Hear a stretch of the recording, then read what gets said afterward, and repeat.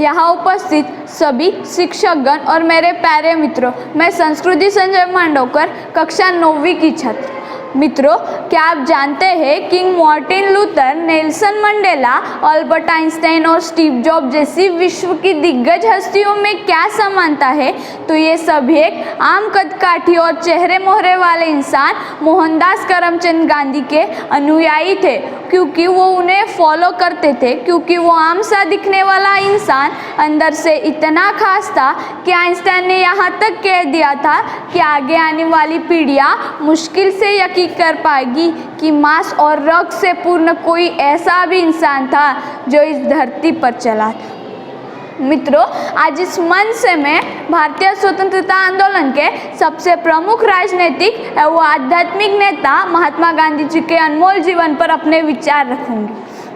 दे दी हमें आज़ादी बिना खड़क बिना ढाल, दे दी हमें आज़ादी बिना खड़क बिना ढाल, साबरमती के संत तूने कर दिया कमाल, साबरमती के संत तूने कर दिया कमाल।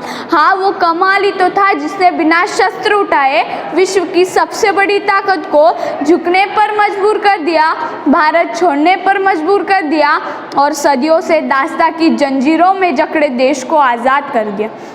हाँ, वो कमाल ही तो था कि दुनिया में एक ऐसा महात्मा था जो पाप से घृणा करता था, पापी से नहीं, जो लोग और उसे प्राप्त करने के साधन दोनों के पवित्र होने की वकालत करता था, जो एक गाल पर थप्पड़ मारने पर दूसरा गाल आगे कर देता था, जिसके भजन में ईश्वर थे तो अल्लाह भी।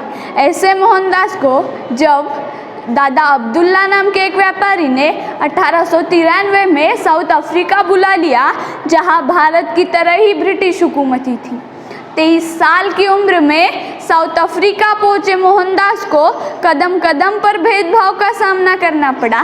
सही टिकट होने के बावजूद भी सिर्फ अलग रंग और नस्ल का होने के कारण उन्हें ट्रेन के प्रथम दर्जे से बाहर फेंक दिया गया।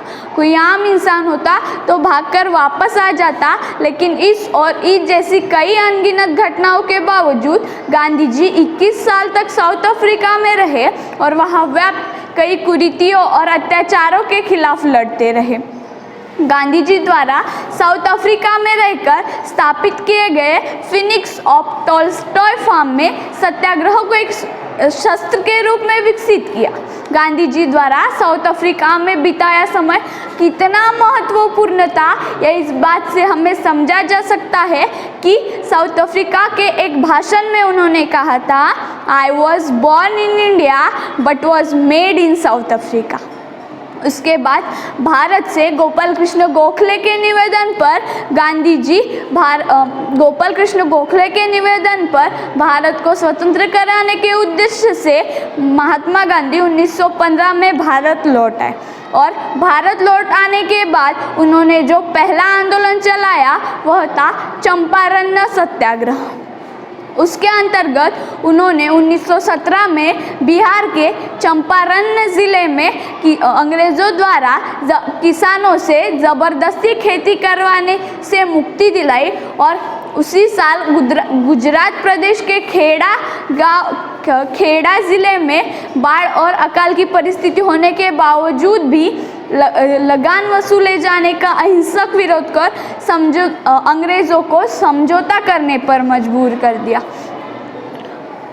उसके बाद मुसलमानों और उसके बाद देश में हो रहे हिंदू मुस्लिम दंगों पर उन्होंने लोगों से कहा कि उन्होंने लोगों को भी अपने पक्ष में कर लिया और देश में हो रहे हिंदू मुस्लिम दंगों पर कुछ सालों के लिए लगाम लग गया। इन सफल आंदोलनों की वजह से गांधी जी की कीर्ति पूरे भारत में इतनी फैल गई कि धीरे धीरे उन्हें नेताजी सुभाष चंद्र बोस द्वारा, महात्मा और रविंद्रनाथ टैगोर द्वारा राष्ट्रपिता की दी हुई उपाधि भी सर्वव्यापक हो गई। देश की आज़ादी के लिए जिसने सत्याग्रह चलाया, सत्य और अहिंसा से जिसने अंग्रेज़ों को भगाया, आओ मिलकर मनाए उनका जन्मदिन। जिसने हमारे देश को गुलामी से आज़ाद कराया, जिसने हमारे देश को गुलामी से आज़ाद कराया। Thank you.